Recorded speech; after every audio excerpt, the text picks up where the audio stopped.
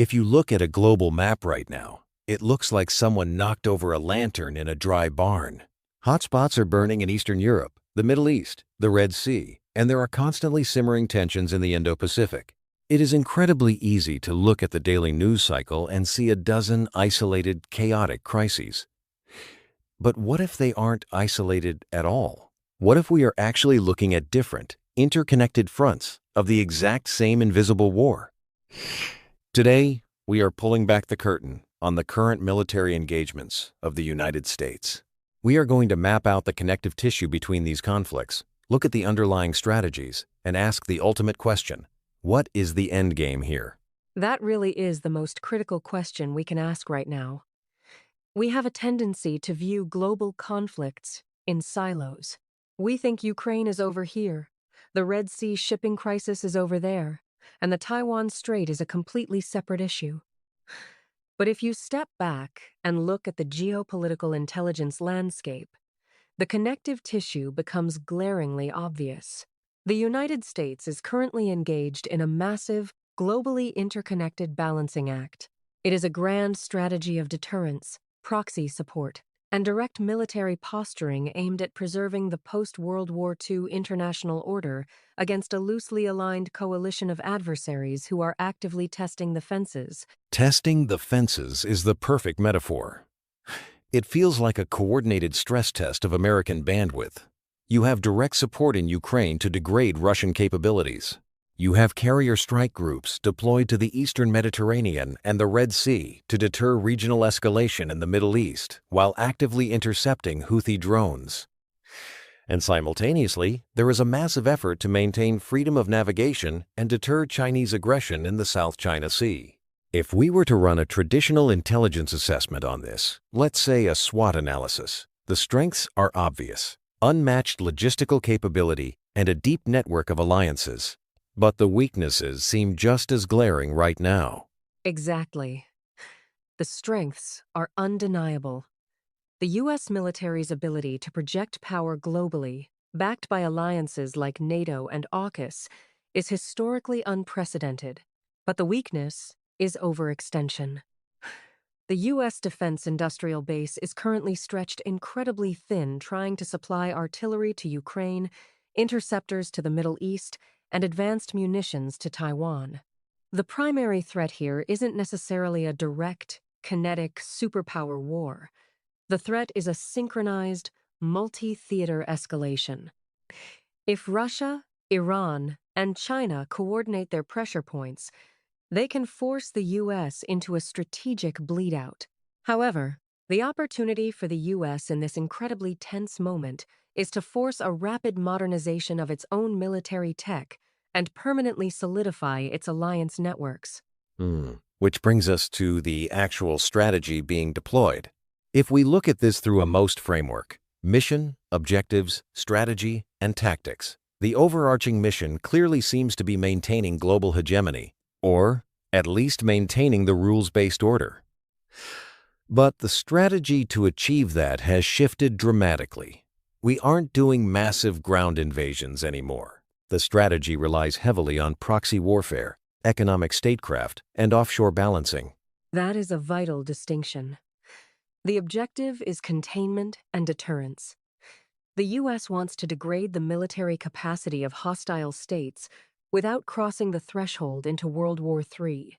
So, the strategy is indirect engagement. The tactics involve arming proxy forces, utilizing crippling economic sanctions, and deploying naval assets as floating warnings. Look at the Red Sea. The U.S. isn't invading Yemen to stop the Houthis. The tactic is defensive interception and targeted precision strikes to keep global shipping lanes open. It is fighting without fully committing to a war, which is a very delicate and very expensive tightrope to walk. And speaking of expensive, we cannot ignore the macro-environmental factors here. If we run a pestle analysis, looking at the political, economic, social, technological, environmental, and legal realities, the economic and technological aspects are terrifyingly asymmetrical. We are seeing the absolute leveling of the technological playing field.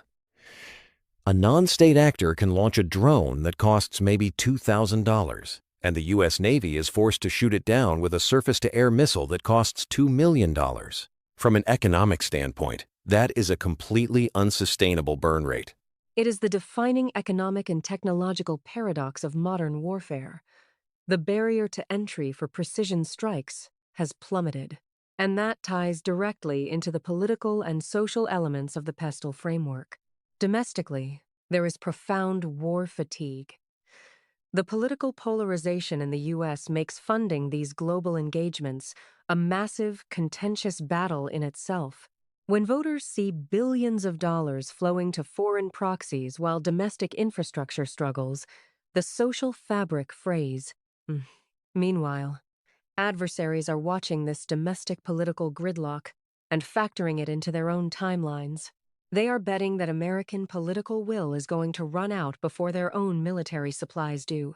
That perfectly bridges into a spear analysis, particularly the social, political, economic, academic, and resource dimensions. The resource competition is staggering. This isn't just about territory. It's about controlling the supply chains of the future, the semiconductors in Taiwan, the rare earth minerals in Africa, the energy routes in the Middle East. It is a fully integrated competition.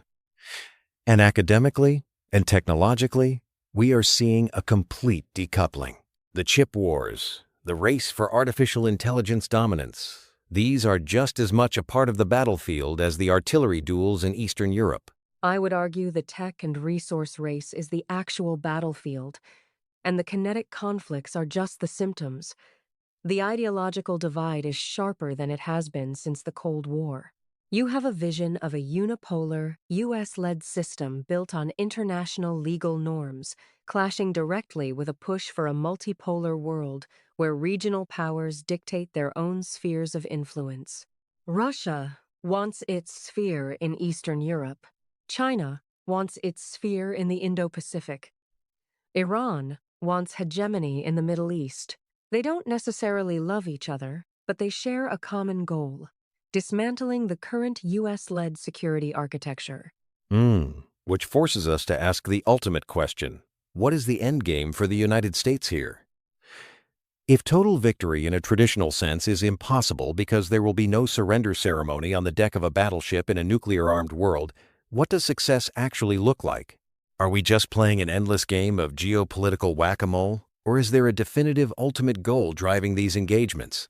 It is definitely not whack-a-mole, even if it looks like it on the evening news. The ultimate goal is a managed transition. The U.S. intelligence and defense apparatus understands that a shift toward a more multipolar world is practically inevitable given the economic rise of other nations. The goal is to shape the terms of that multipolarity.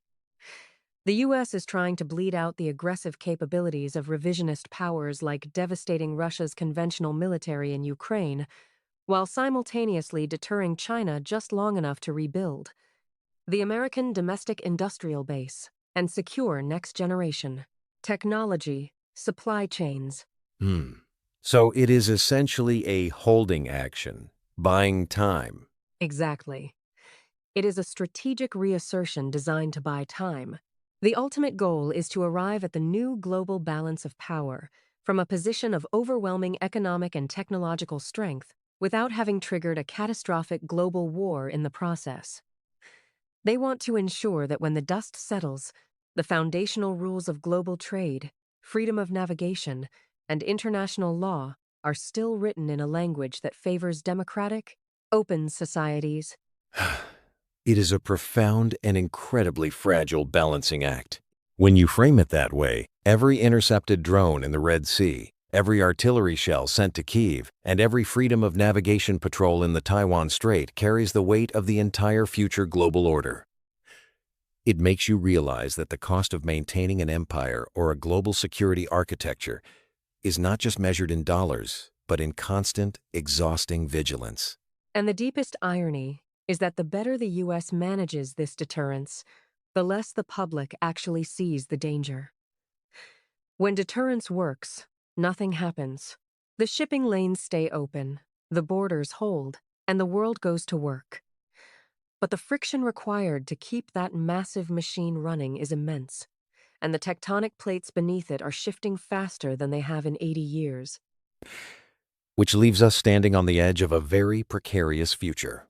Are we witnessing the successful defense of the modern world order, or are we watching the incredibly expensive, slow-motion fragmentation of it? That is a reality we are all going to have to navigate, whether we are paying attention to the global map or not. The invisible war is already here, and the stakes quite literally could not be higher.